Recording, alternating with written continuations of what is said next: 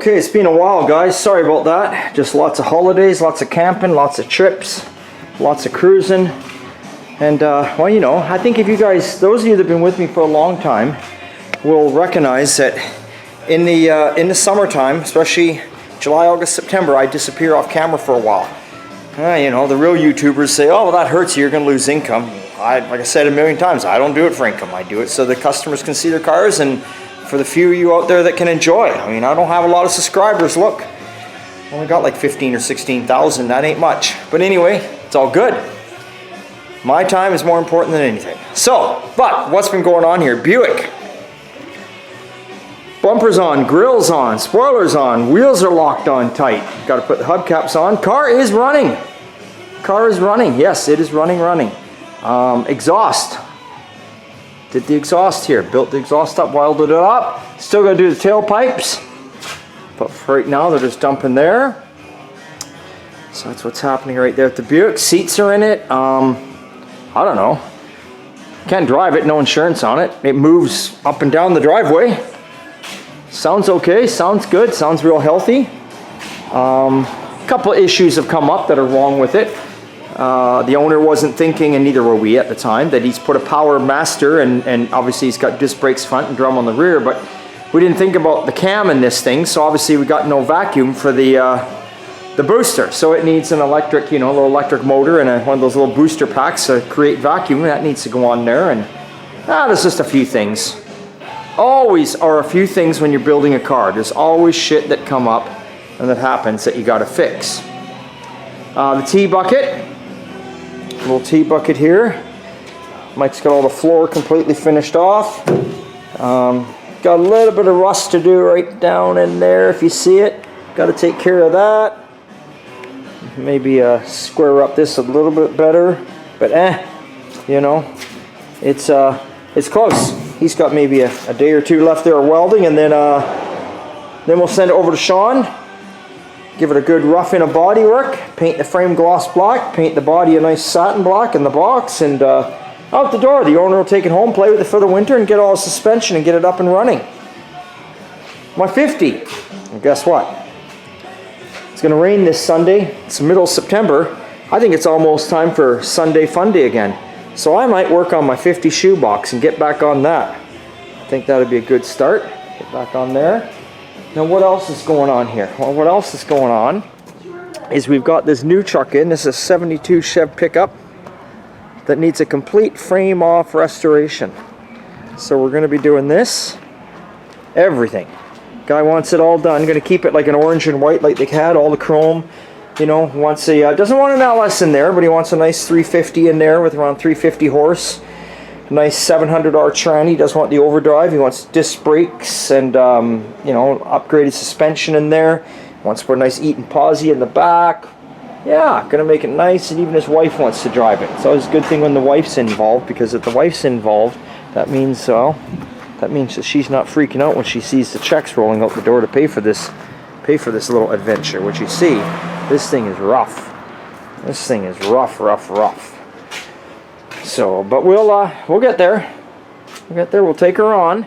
It had the full load interior. Had the nice headliner. Had the nice custom. Look at that. The nice seat. Back in the day, it wasn't buckets or nothing, but still, it was a little fancier model. That's nice. Got the old engine right there. Actually, send that son of a bitch down and get it rebuilt, right? But I think, actually, I don't know, we was talking 350 or 350 horse, but then he actually mentioned about a 383 stroker. When you go stroker, you know the price just changes completely. So we'll have to see what happens there. We'll have to see. Now, I've been working on the square body. The square body, got all the bodywork done where we're taking it. That's as far as we're taking it. The owner's he's got to slow down on this a little bit, but I started putting the AC in there today, the vintage air. Got that all mounted up underneath the dash. Got the little fancy plate put on there they tell you to put on, so we're, you know, he's gonna have the AC vintage air. Got the door back on it. Oh, shit like that. Yeah, I don't know. Just tomorrow's get the door and the fender on this side. As you can see, all the jambs are painted. There's the compressor for the AC. And if you remember, this gentleman put a Cadillac engine in here.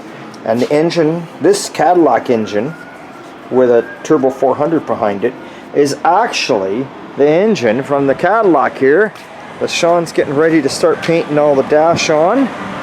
The whole body's now in 600, ready to paint. We're going to be painting this next Thursday night. Well, Sean's got to paint all the jambs and all the dash now.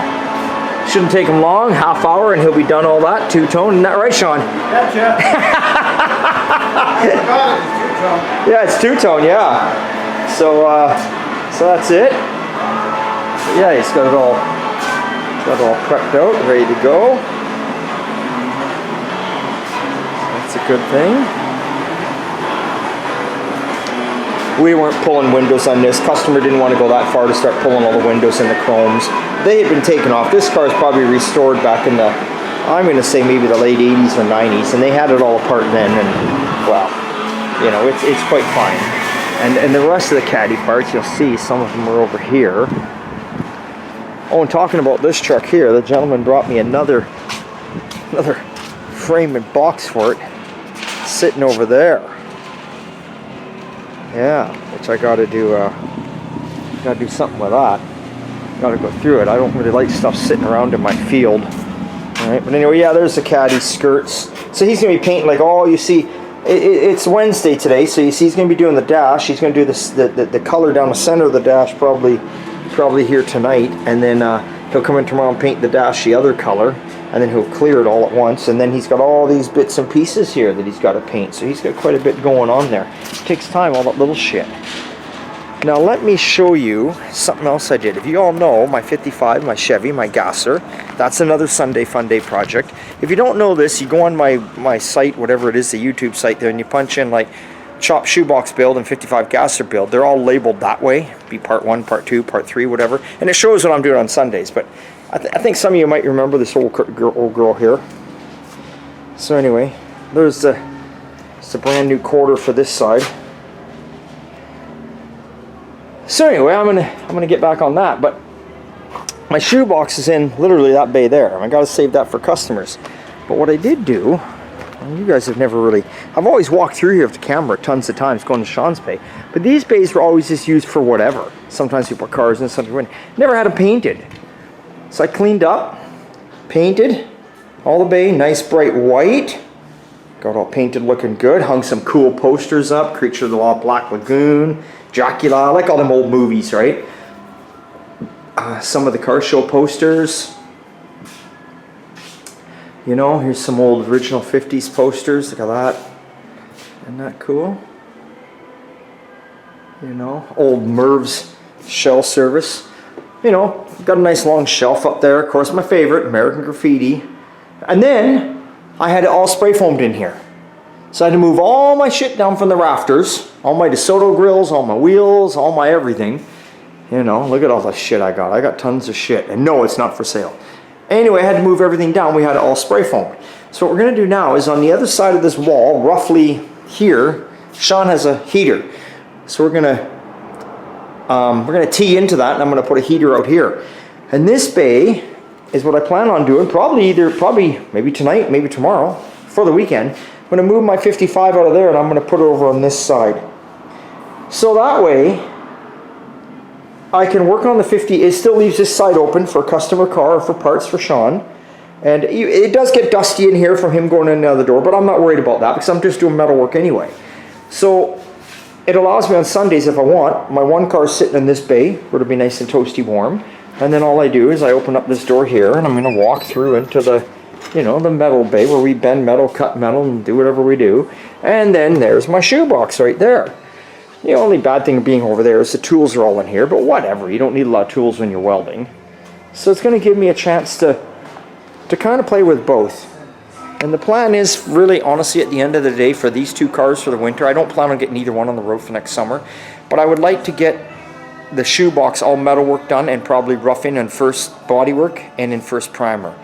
And then the 55 Chevy, the gasser there, I like to get all the outside metal work all done on it. It needs a complete floor pan. I'm not worried about that, but I'd like to at least get the body all done on the outside, the quarters, all the chunk inside, all that kind of shit. And then at least, you know, it looks like something. Coming along slowly. never rush anything. It takes time. I know we all want to, some of us are like, oh, it took us so many years and I'm still working on my car, some of you say, but I used to build a car 1 year. Every fall I'd start a car for myself and I'd build it and I'd be done. I'd be driving it in the spring.